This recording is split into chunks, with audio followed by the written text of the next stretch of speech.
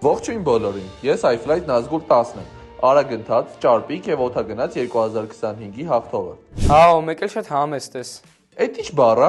Այն որ քո մասին չի։ Ես որ քեզ չկառավարեի դու ո՞նց էիր հաղթելու։ Ես որ չլինեի դու ո՞նց էիր մասնակցելու օդագնաց 2025-ին։ Լավ, թարգեք, երկուստ էլ ճիշտ եք։ Ես տեքստը մոռացա։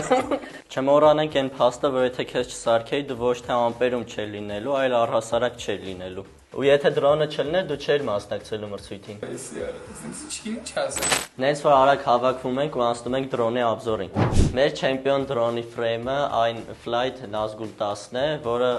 True X է եւ որը օգտագործում է ռեյսերի համար եւ դիմացկուն է, այսինքն կարող է հեշտությամբ փոփոխել իր շարժման ուղղությունը։ Մեր FC-ն, այսինքն դրոնի ուղեղը եւ ES-ին, այսինքն այն սարքով, որ կառավարում է մեր շարժիչների ուղղությունը եւ արագությունը, նույն ընկերությունից են, SpeedDP ընկերությունից են, որոնք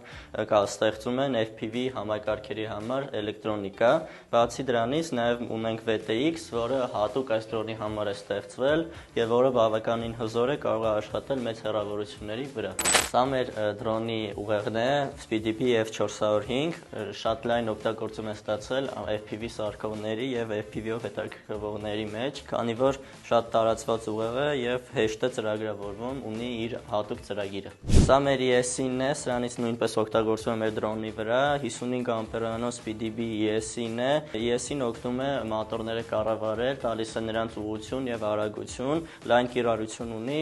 FPV ոլորտում։ Եվ իհարկե մեր դրոնի շարժիչների մասին, մեր դրոնի շարժիչները 1100 կավեանոց շարժիչներ են, ինչը նշանակում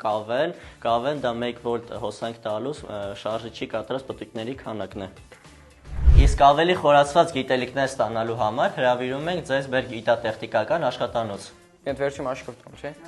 Նաև չմոռանաք բաժանորդագրվել մեր YouTube անալիքին, հավանել հոլովակը եւ թողնել մեկնաբանություններ։ Ելենք։